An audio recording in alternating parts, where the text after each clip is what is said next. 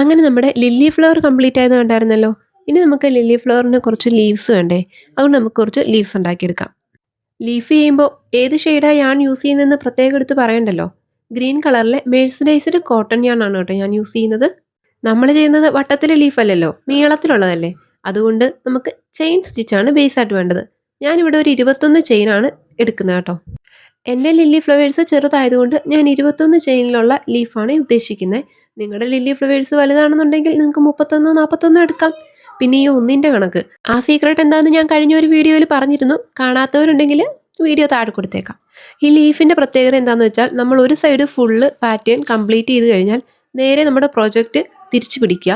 അത് ടേൺ ചെയ്ത ശേഷം വീണ്ടും ഈ സെയിം പാറ്റേൺ റിപ്പീറ്റ് ചെയ്യണം കേട്ടോ. അപ്പോഴേ ഒരു ലീഫ് കംപ്ലീറ്റ് ആവുള്ളൂ.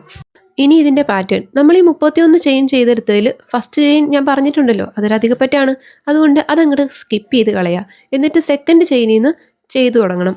3 സിംഗിൾ ക്രോഷേ ആദ്യം ചെയ്യുക. ഓരോ സ്റ്റിച്ചിലും ഓരോ സിംഗിൾ ക്രോഷേ വീതം.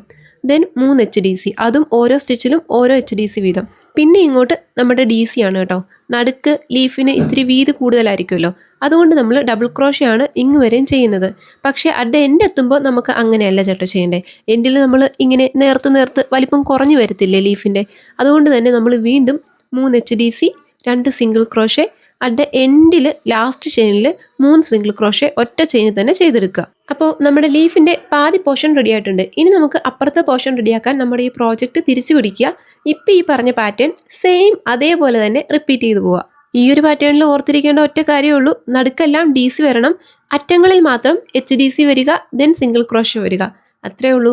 അപ്പോൾ നമ്മുടെ സ്റ്റിച്ചിൻ്റെ വലിപ്പം കുറഞ്ഞു വന്ന് ഒരു ലീഫിൻ്റെ ഷേപ്പായി കിട്ടും. എന്തായാലും നമ്മുടെ ലീഫ് റെഡി ആയിട്ടുണ്ട്. ഈ ഒരു ലീഫിൻ്റെ പാറ്റേൺ ലില്ലിക്ക് മാത്രമല്ല കേട്ടോ, എന്തിനും വെക്കാം. എല്ലാവരും ട്രൈ ചെയ്ത് നോക്കുക. ബൈ.